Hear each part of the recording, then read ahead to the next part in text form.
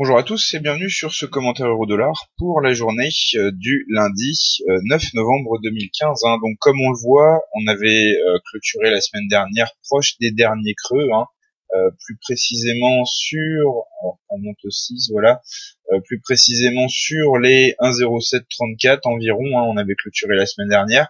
On a perdu quelques pips à la réouverture du marché jusqu'à 1,071718. Mais on n'a pas marqué de nouveaux plus bas par rapport aux ceux de vendredi dernier. Les derniers plus bas restent donc à 1,070405 environ. Suite donc à un premier accès de faiblesse à la réouverture du marché, on a rapidement rebondi, mais très légèrement, et on a réussi à passer au-dessus des 1,0750. Mais on n'est pas allé jusqu'au test des 1,08. On a marqué ce matin un sommet sur les 1,0776.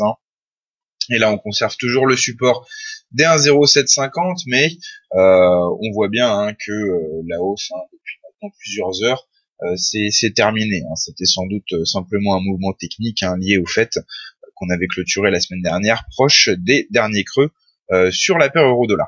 On peut rappeler qu'on avait eu ces dernières semaines beaucoup d'activité sur la paire euro-dollar. On va prendre un peu de recul sur ce graphique horaire pour s'en rendre un peu mieux compte. Voilà, donc on a pas mal chuté depuis la mi-octobre environ sur la paire euro-dollar, comme on voit, depuis ce sommet sur les très proches des 1,15 jusqu'au creux très proche des 1,07. On a donc presque 800 pips de perte en moins d'un mois. C'est donc une phase baissière vraiment importante qui remet l'euro en perspective avec sa tendance baissière de fond. Et là, tout commence à s'aligner avec le contexte technique qui redevient baissier et avec le contexte macroéconomique qui lui aussi baissier, parce que justement, on a eu une succession de bonnes raisons de voir baisser l'euro, avec une réunion de la BCE plus dovish que prévu, une réunion de la Fed plus hawkish que prévu, et des chiffres de l'emploi US bien meilleurs que prévu la semaine dernière. Cette semaine, ça sera plus léger, mais on aura quand même une statistique de premier plan avec les ventes au détail US du mois d'octobre vendredi. Et on a donc potentiellement encore cette semaine un catalyseur important pour l'euro-dollar, avec donc une possibilité de rebond si on a des mauvais chiffres, mais surtout une possibilité de baisse et de probabilité de hausse des taux au mois de décembre pour la Fed qui augmentera si les ventes au détail du mois d'octobre sont bonnes.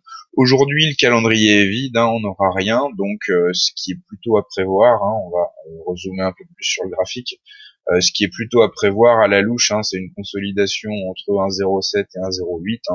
On s'est pas exclu qu'on aille essayer de s'échapper un peu par le haut vers les 1,08 ou par le bas vers les 1,07.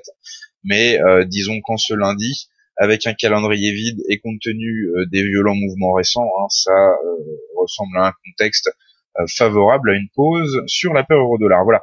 On se retrouvera demain pour une autre analyse de la paire euro-dollar. Dans l'attente, je vous souhaite à tous une très bonne journée et de très bons trades.